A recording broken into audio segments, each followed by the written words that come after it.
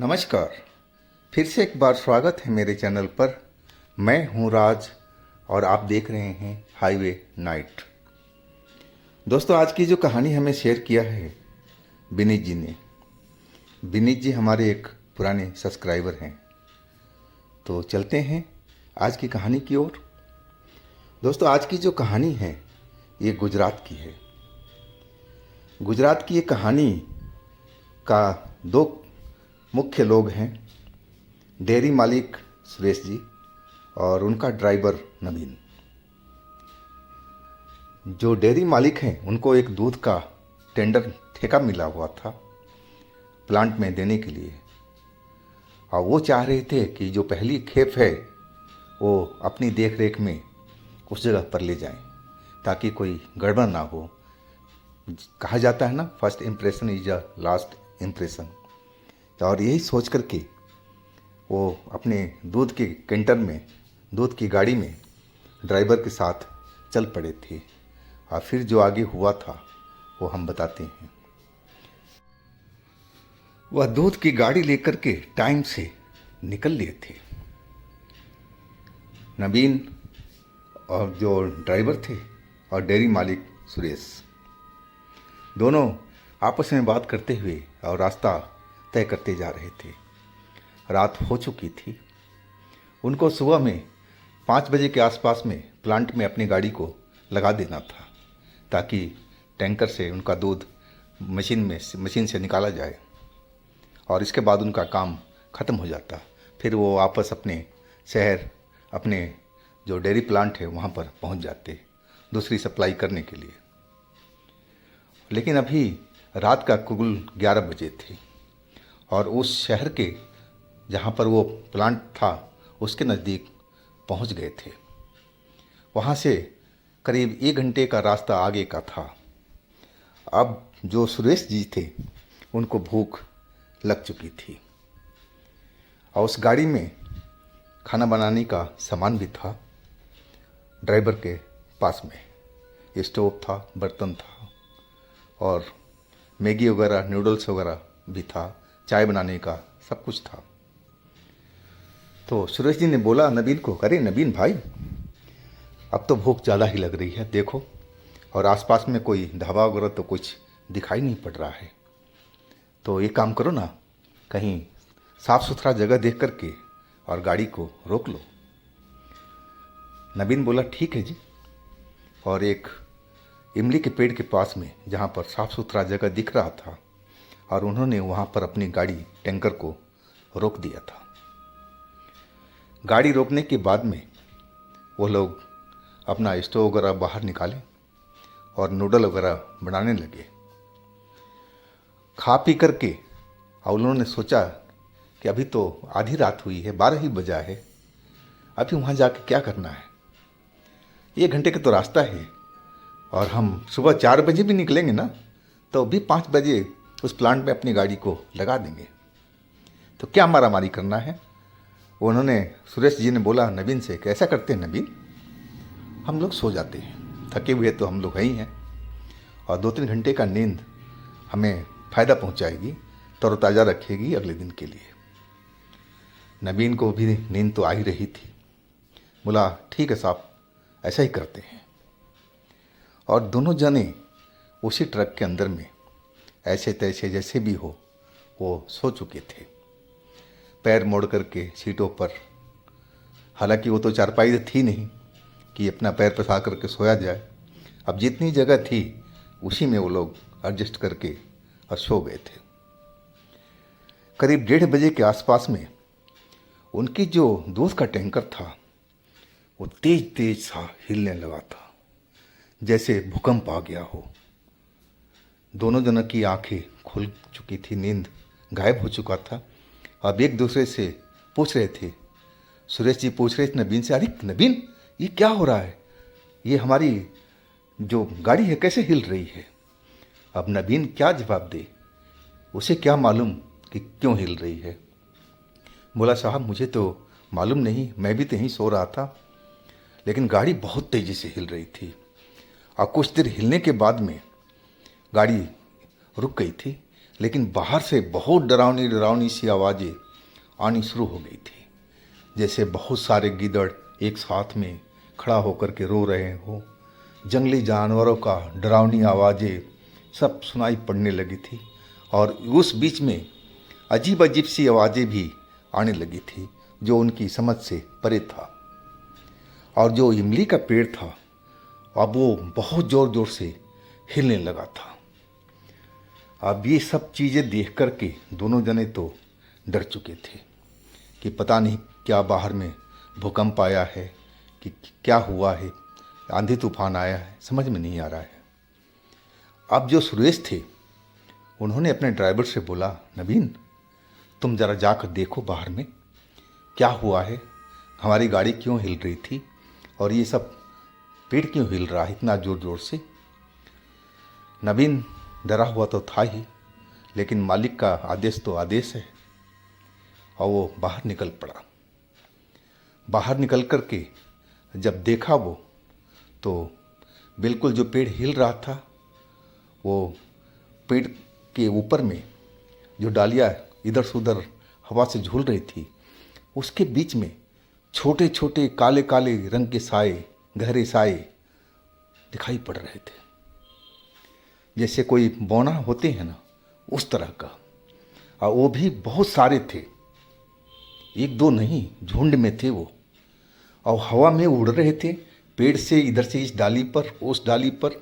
और उसके जो टैंकर था दूध का, वो दूध के ऊपर जो टैंकर था छत, उसके ऊपर भी कूद रहे थे। अब जो नवीन ये सब चीज़ें देखा तो एक पल तो उसको समझ में नहीं आया। उसे लगा कि रात के अंधेरे में जो डालियाँ हैं छोटी छोटी सी, शायद यही हिल रही है। अब मुझे लग रहा है कि कोई साया है। तब तक जो सुरेश जी थे उन्होंने आवाज़ लगा दिया, नवीन नवीन क्या हुआ, तुमने देखा क्या चल रहा है बाहर में, कैसे ही शोर हो रही है, गाड़ी क्यों हिल रही थी। नवीन बोला, हाँ मालिक, हाँ साहब, मुझे तो लग रहा है कि हवा के तेज झोंकों से ये सब डालियाँ आपस में टकरा रही हैं, मुझे तो ऐसा ही मालूम हो रहा है। और वही डाली हमारे जो टैंकर खड़ा है ना उसके ऊपर में टकरा रही थी, ऐसा ही दिखाई पड़ रहा है। और नवीन अंदर आ चुका था।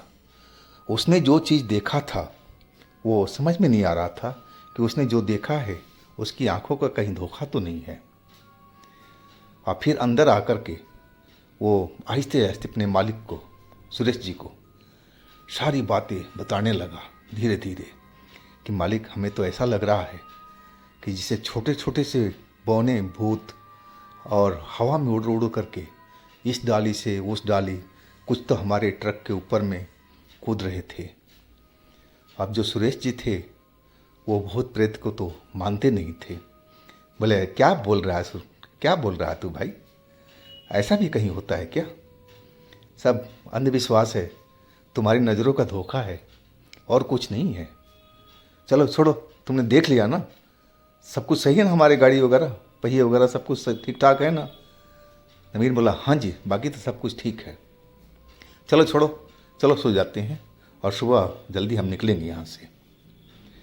लेकिन जो आवाज़ें थी पेड़ हिलने की और गाड़ी के आसपास जैसे कोई कूद रहा हो, वो आती रही। और सुरेश जी समझ लिए थे कि शायद वही डाली हवा से टकरा टकरा करके और हमारे टैंकर के ऊपर में वही आवाज़ कर रही थी, और कुछ नहीं है। और वो लोग सो चुके थे। सुबह उठे करीब 4:30 के आसपास में, और फिर वो लोग वहाँ से फ्रेश होकर के और चल पड़े। जब गाड़ी स्टार्ट करके नवीन चलने लगा तो उसको थोड़ा गाड़ी का जो टैंकर था हल्का सा महसूस हुआ है कि पहले तो उसमें दूध भरा हुआ था पूरा, तो वज़न तो था ही, चलाने में महसूस ही हो जाता है, लेकिन उसे अब हल्का सा लग रहा था।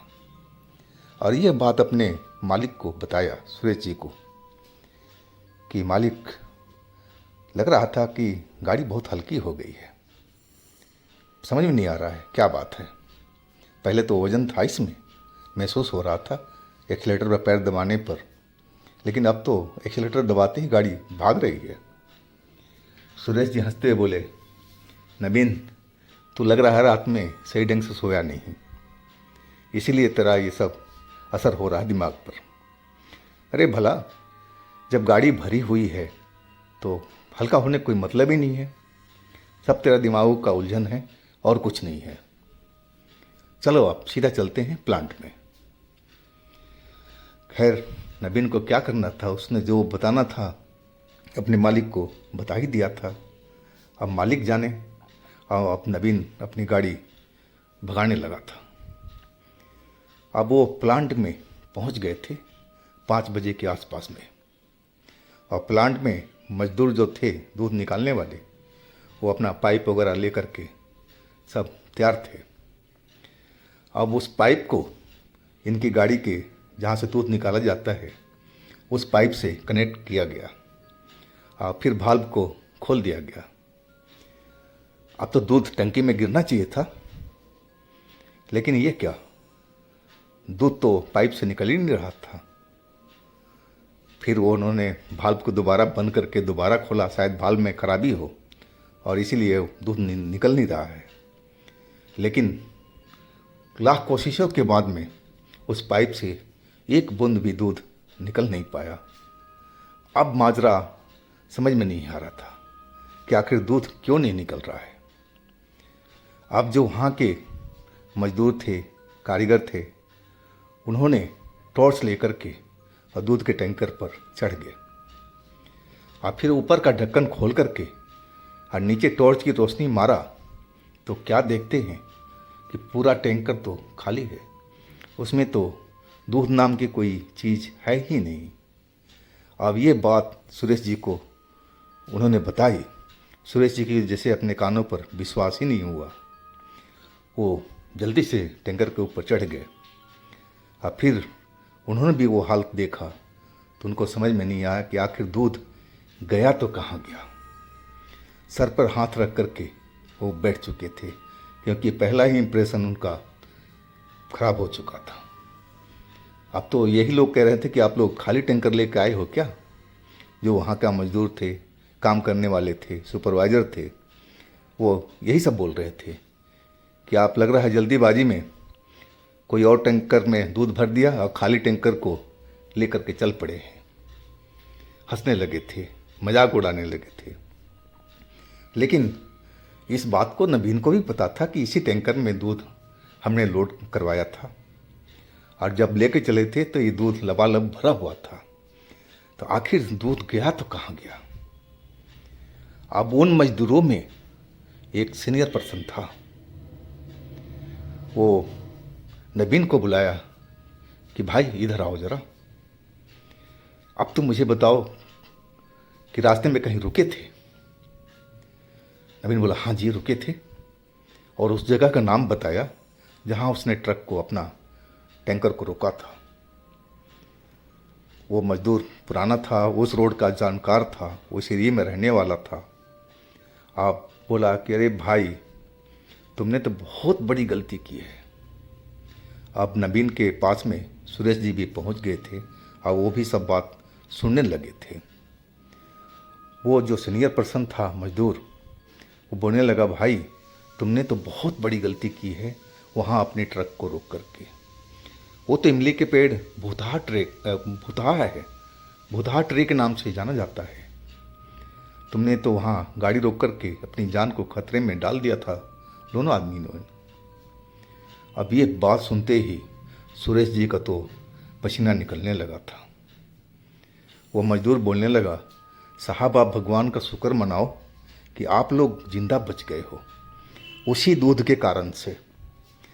अगर वो दूध आपके टैंकर में नहीं होता तो वो जो बौने आपको दिखाई पड़ रहे थे, जो आपको ड्राइवर ने देखा था, वो आप दोनों का खून पी जाते। आपकी जो लाश का पता भी नहीं लगता कि आप लोग कहाँ गए, वो सब नोच नोच करके आपको खा जाते। अब तो सुरेश जी कांप गए थे। नवीन का भी हालत खराब था। वह मजदूर कहने लगा कि शुक्र मनाओ भगवान का कि उस दूध ने आप लोगों की जान बचाई है। अगर उस दूध अगर आपके टैंकर में नहीं होता, आप गलती से भी वहाँ खड़ा हो जाते रात के टाइम में, तो यही हाल आपका होना था। अब क्या करें, अब तो जो होना था हो चुका था। सुरेश जी को सबक मिल चुका था। नवीन सही बोल रहा था। सुरेश जी मन में सोचने लगे थे कि टैंकर खाली लग रहा है, हल्का लग रहा है, लेकिन सुरेश जी उसको डांट दिए थे कि तुझे रात को नींद सही से नहीं आई थी, इसलिए तुम्हारा दिमाग का फितूर है। अब जो होना था अब तो हो चुका था। अब खाली टैंकर लेकर के आप चल पड़े थे अपने मिल्क प्लांट के तरफ में, और आगे से उन्होंने गांठ बांध लिया था कि रास्ते में अब दूध लेकर कहीं रुकना नहीं है। जितने भी उनके ड्राइवर थे वो सबको इस बारे में ज़रूर बताएंगे। तो दोस्तों, ये थी गुजरात की कहानी। ये कहानी ने भेजा है जो विनीत जी हैं हमारे सब्सक्राइबर, उन्होंने शेयर किया था। तो दोस्तों, अगर आपके पास भी इस तरह की कोई अपनी कहानी है, कोई घटना है, तो आप मेरे व्हाट्सएप नंबर पर शेयर कर सकते हैं। और दोस्तों, मेरे दूसरे चैनल पे भी विजिट कीजिए, उनमें भी अच्छी अच्छी कहानियाँ चल रही हैं, जिसके सुन कर के देख कर के आपको आनंद मिलेगा। और मैं चैनल का लिंक डिस्क्रिप्शन बॉक्स में दे रखा हूँ, तो एक बार आप लोग ज़रूर विजिट कीजिएगा और कहानियों का आनंद लीजिएगा। फिर हम मिलते हैं अगले दिन एक नई घटना के साथ में। हाँ दोस्तों, आपने मेरे चैनल को सब्सक्राइब नहीं किया है तो ज़रूर कर लीजिएगा। धन्यवाद।